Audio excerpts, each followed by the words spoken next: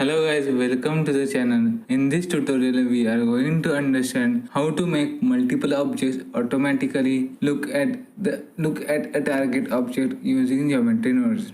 Let's break down the node setup step by step. I will add a monkey and after that an empty object. Then I will hide Suzanne monkey. Then click on the cube. Delete the group input node as we don't need it. After that I will add a mesh line node. This simply creates a row of points. In my case there are 5 points separated by 3 meters. Next I use the object info node and bring in Suzanne as an instance. Then using instance on the point I place Suzanne on every point of the mesh line. At this stage, all the monkeys have the same rotation. Now comes the interesting part. We need to calculate a direction vector for every monkey. To do that, we need the position node. A lot of people get confused here, so let me explain. The position node gives the position of the point currently being evaluated. For the first monkey, the position is 0. For the second monkey, the position is 3 meters on the x-axis. For the third monkey, it's 6 meters and so on. This means every monkey knows where it is in space. Next, I use the object info node again and bring in empty object. Its location output gives us the target position. Then we use a vector math node set to subtract. Why subtract? Because a direction vector is always calculated as a target position minus current position. In our case, it's empty location minus monkey position. This gives us a vector pointing from each monkey towards the empty. Finally, we feed this direction vector into align Euler to vector. This node converts the direction vector into rotation values. Then those rotations are connected to the rotation input of the instance on the points. And that's it. Now every monkey individually rotates and looks at empty objects. But now what if I change the position of monkeys? They don't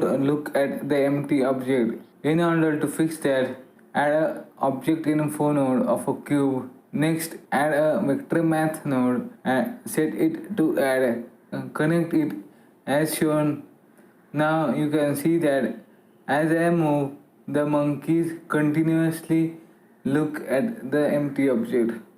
This setup introduces some very important concepts in geometry nodes such as vectors, position, subtraction and direction. I hope if you understand these concepts, you will find it much easier to build more advanced procedural system in the future. I hope you found this tutorial helpful. If you did, don't forget to like the video and subscribe to the channel for more geometry node tutorials. Thank you for watching and I will see you in the next one.